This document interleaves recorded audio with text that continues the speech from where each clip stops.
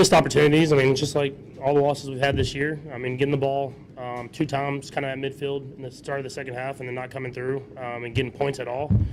That's stuff that you can't do against good football teams, and we did that today. When you have a play like that to Xavier, does it make you feel like, okay, we're on a roll right when we need to be?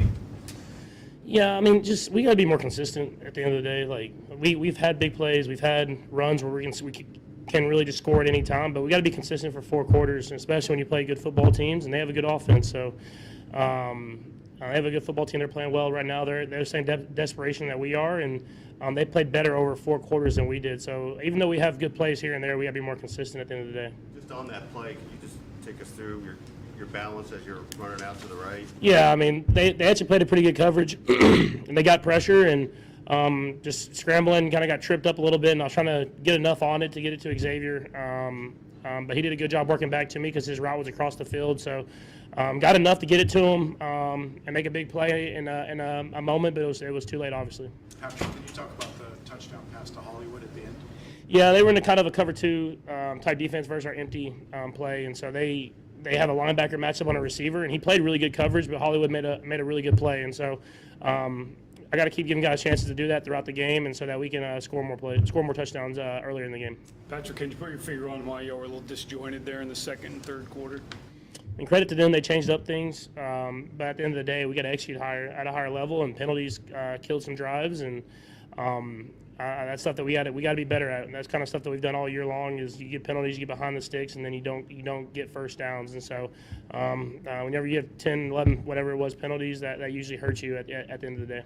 How do you kind of just reset now, knowing what your record is and the margin of error being pretty thin at this point? Yeah, I mean, at the end of the day, you just got to win every game now. I mean, and hope that's enough. So I mean, we're going to play a lot of good football teams coming up. And if we're going to make the playoffs, we're going to have to win them all. And that's got to be the mindset when we step into the building when we get back. Patrick, in the second quarter, when you're going into the sun, I know there was a play where you scrambled to the right from the shade to the sun, and before you got sacked. Did it affect you seeing downfield? Because it looked like there were a couple of guys that may have been open, but I couldn't. Nah, I mean, it's just, I mean, you play some games.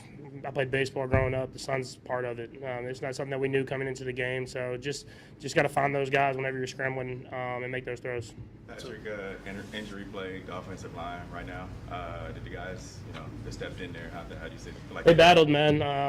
That's a hard thing to do on a short week, to come against a good defensive line, the one that can rush the passer from all 5 positions, and they did a good job battling, getting when their number was called, and so hopefully we can get some of these guys back and get them healthy over this extended week that we have. But I have confidence in those guys stepping in to play if needed be. Patrick, what do you make of your guys' ability as a team, your ceiling as a team? Do you still feel as confident as you did, even though the results haven't turned out the way you want? I mean, our ceiling is playing in the Super Bowl. We got all the same guys. We've added players, but at the end of the day, you got to go out and do it on every single week, a week in, week out basis. And we can beat anybody, but I mean, we've shown that we can lose to anybody. And so we got to be more consistent. It starts with me being consistent throughout the entire game, not in just big moments. And that's something that we have to do throughout an entire game and week to week. It's not just one time. And we obviously see the last week we have a big win, and then you come here and play another good football team, and you don't come to play. And so the ceiling can be what it is, but until you put it on the football field, you won't be able to go out there and win football games. You mentioned just that this has some familiarity with your other losses. In what way?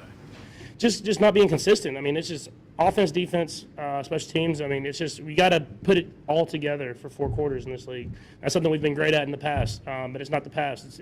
Now it's the present, and you have to be able to do that week in and week out. And even last week we weren't consistent when we won the game. So it's just being consistent throughout an entire game, bringing the right mindset, the right energy, and something that we're going to have to do the rest of the way out.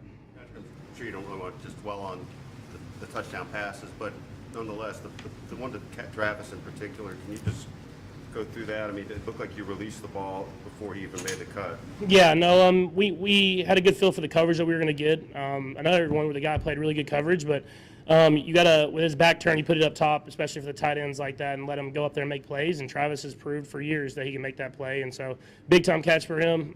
You got to continue to execute like that when we get in the red zones. That's the one improvement we had from the week before, is that we scored touchdowns in the red zone. Kansas City Chiefs fans witnessed a rare, raw moment last night. Patrick Mahomes, the stoic leader, broke down in tears during the post-game press conference. The Chiefs' shocking 27-24 loss to the Dallas Cowboys was already a gut punch, but it was the injury to star tight end Travis Kelce that truly shattered the team's spirit and Mahomes' composure. Fighting through tears, Mahomes admitted, "It's not just a game. Travis is my brother. Seeing him go down, knowing how much he means to this team, it hurts in ways I can't describe." The usually unshakable quarterback paused, voice cracking, as he looked away from the cameras, trying to gather himself. The Chiefs' offense sputtered without Kelce's presence, and the Cowboys capitalized, snatching a late victory. But it's the sight of Mahomes, so clearly shaken, so vulnerably human, that left fans stunned. "We'll fight for Travis, for each other," Mahomes vowed, his determination visible even through the heartbreak. As questions swirl about Kelce's recovery and the Chiefs' playoff hopes, one thing is certain. This moment will define their season. Will Mahomes and the Chiefs rally? Or will this be the heartbreak that haunts them? Stay tuned.